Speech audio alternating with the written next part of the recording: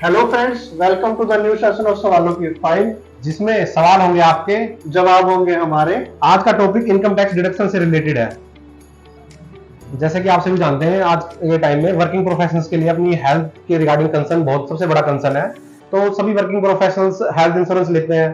तो as a working professional एक question आया हमारे पास कि अगर वो हेल्थ इंश्योरेंस के लिए प्रीमियम पे करते हैं तो क्या हेल्थ इंश्योरेंस का प्रीमियम भी इनकम टैक्स के तहत किसी डिडक्शन के अंदर अलाउड होता है या नहीं होता? अगर होता है तो उसके अंदर क्या लिमिट्स है? अगर वर्किंग प्रोफेशनल्स अपने लिए, अपने बच्चों के लिए या वाइफ या अपने पेरेंट्स के लिए भी प्रीमियम लेता है तो उस केस में भी क्या हमें डिडक्शन की मैक्सिमम लिमिट मिल सकती है इनकम टैक्स के तहत? हम ये सर से जानेंगे आज। जो सवाल है ये बेसिकली आपका जो सेक्शन 80D है इनकम टैक्स का, उसमें कवर होता है।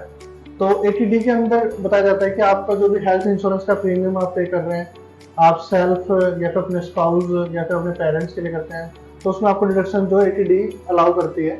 अब बेसिकली आपको डिडक्शन कितने अलाउड है? अगर आप सेल्फ या आपके स्पाउस जो भी हैं, अगर वो सीनियर सिटीजन नहीं है, तो आपको जो मैक्सिमम लिमिट है 25,000 का प्रीमियम आप साल भर में पे करते हैं, तो आपको 25,000 तक की डिडक्शन जो है अलाउड है। अगर आप में से कोई भी सीनियर सिटीजन है तो वो लिमिट 50,000 रुपये हो जाती है।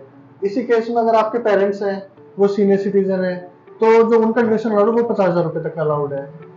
तो इस तरह से बेसिकली 80D में आप जो है 25,000 रुपये 50,000 रुपये तक की डिडक्शन जो है आप क्लेम कर सकते हैं। और बेसिकली आपके पास हेल्थ इंश्योरेंस की जो रिसिप्ट है वो होनी चाहिए बेसिकली। और सेकंड है, इसी वे में अगर आपको कोई ट्रीटमेंट होता है, आपको कोई मेडिकल डिसेबिलिटीज है, अगर उसके ट्रीटमेंट में कोई खर्चा होता है या वन टाइम कोई एक्सपेंस होता है, तो उसमें भी जो सेक्शंस है, कुछ सेक्शंस हैं जो आपको डिडक्शन अलाउड करते हैं बेसिकली।